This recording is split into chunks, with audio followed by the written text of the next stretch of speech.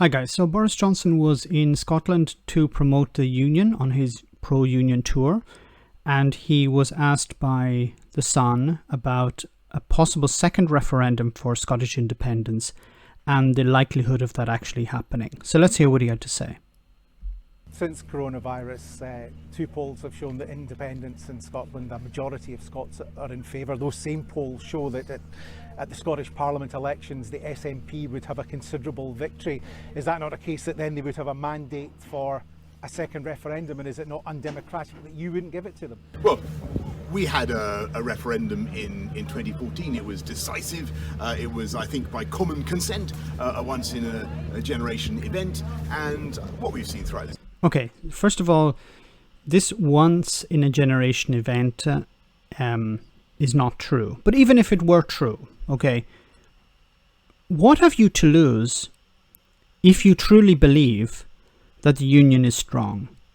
If Boris Johnson truly believes the Union is strong and the SNP don't have a hope of winning a second referendum, then why don't you put it to the people and see the SNP run away with their tail between their legs? If you truly believe that there isn't a chance that the Scottish people will vote for independence, then put it to the people. And then the issue will be closed for another 10 years. Because if you truly believe the majority of people in Scotland don't want to leave the UK, they want to remain part of the UK, then put it to a referendum and you'll win. I assume that's what you believe. Because the alternative is, you know that it will lose, but you don't want the Scottish people to vote. Well, that is anti-democratic. Just think about it for a moment. If Boris Johnson truly believes the Union is strong, then he'll put it to a referendum, knowing that the Scottish people will vote to remain in the Union. And then the SNP will be destroyed as a party, support for the SNP will disappear, and the Conservatives will claim victory. And the Union will be strong. It will be demonstrated that the Union was strong. The alternative is to say, well, we're going to give the Scots another referendum, they will vote to leave, and we will have been proven wrong. This crisis is the importance of the strength of the Union in dealing with certain crucial things, supporting people through the furlough scheme, the work of, as I say, of the army and the armed services in testing, in moving people around. Now, of course, through Barney Consequential, to put another £250 million into. Okay, that's money that's coming from Westminster to this, being pumped back into the Scottish economy. But the SNP and the Scottish government don't have actually any control over how much money is brought back into Scotland. They don't have any control of how much money goes out of Scotland into the Treasury in Westminster. And they don't have any control about how much money comes back in. And you expect them to be happy about that and to be delighted. We should be jumping up and down with joy because of the amount of money that we're receiving. But you're not talking about how much money is going out of Scotland towards Westminster and how much control the Scots have of how much money comes back. The NHS in Scotland to make sure that we're ready for the winter, because we've got to be clear that this thing has not gone away. Okay, but if you're going to talk about the pandemic and how strong the Union has been, then why has the situation in Scotland being used as an example for the rest of the UK? Why is the approval rating just on the pandemic, the approval rating of Nicola Sturgeon, why is it so much higher than Boris Johnson's? If Boris Johnson is the Prime Minister of the United Kingdom of Great Britain and Northern Ireland, you would think his approval rating would be higher than Scotland's First Minister. But it's not, it's the opposite. Why is that the case? If the Union is strong and if decisions taken by Westminster and Downing Street are the correct decisions, then you would think they would have the higher approval rating than the likes of Scotland, but it's not. Throughout the UK, we've done very well in getting it under control, but it is not the end of the story, and we've got to be very, very vigilant as we go forward into the colder months, and that's why we're supporting the NHS with extra cash all round. I think the union, the merits of the union are very, very strong. They've been proved throughout this crisis. Then you have nothing to worry about having an extra referendum, having another referendum, putting it back to the people, saying to the people in Scotland, look, I have demonstrated to you that the union is strong, that there are benefits of being part of the union. Here is another referendum. We obviously believe that you're going to vote to stay in the union. So what's the problem, Boris? Of course, Boris doesn't believe that the union is strong. Boris knows that the union is weak. This is probably the weakest the union has been since before 2014. And certainly before Brexit. Brexit has weakened the union. If you don't believe me, look at Northern Ireland. Northern Ireland is moving towards being part of the Republic of Ireland as well.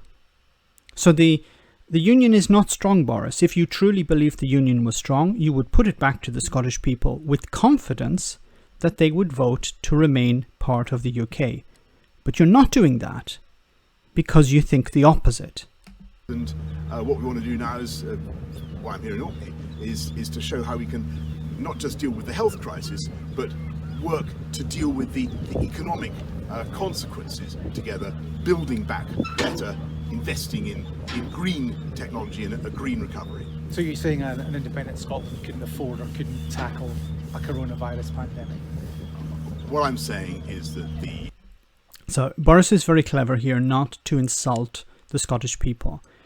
Other MPs, other Tories are very happy to insult the Scottish people by saying, look, it's a small country, you don't have the ability to deal with coronavirus. But as soon as you say that, then, for example, Luxembourg is brought up as an example in response to that, a country of about 150 or 200,000 people.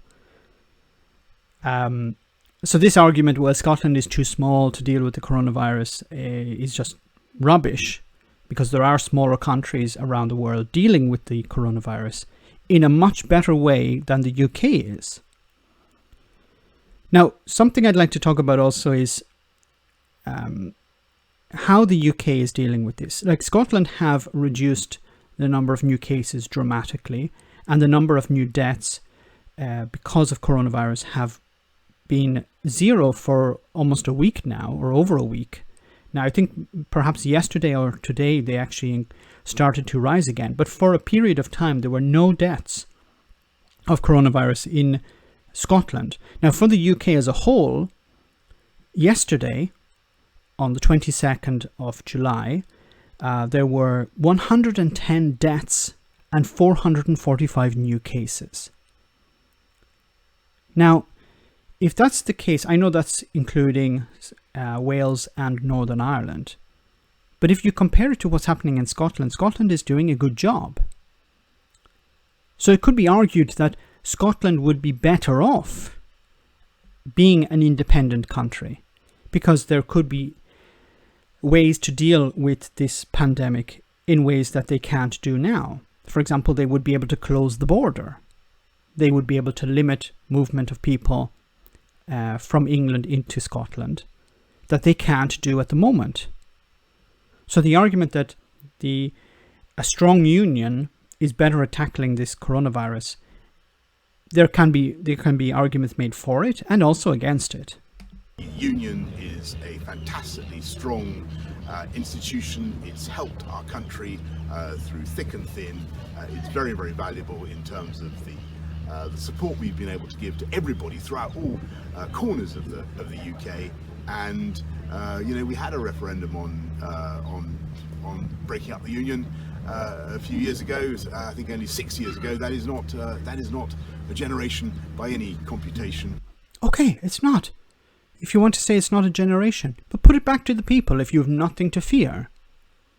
Really, the argument comes down to this, and I'm sorry to be repeating myself, but the argument comes down to this. If you truly believe the union is strong, then you have nothing to fear with a referendum. If you truly believe the union is weak, then you have everything to fear giving the Scots a second referendum. And I think what people really want to do is see our whole country coming back strongly together, and that's what we're going to do. It's interesting that something that is a complete side note here, but Boris Johnson is doing more to promote Scottish independence than any other politician at the moment. Now, it's interesting to hypothesize whether the situation would be different if, for example, Keir Starmer was Prime Minister at the moment. Perhaps the SNP would not be as strong as they are. Perhaps independence would not be as popular as it is if, for example, Keir Starmer was Prime Minister. But Boris Johnson is Prime Minister, and the Tories are hell-bent on pushing ahead with Brexit, which in a way is promoting Scottish independence, I believe. But I want to know your opinions. Let me know in the comments section. As always, your comments are greatly appreciated. Thanks a lot.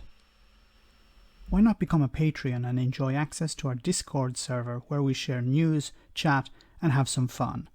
If you become a patron, you can also make video suggestions on topics that are important to you. Check it out via the link in the description.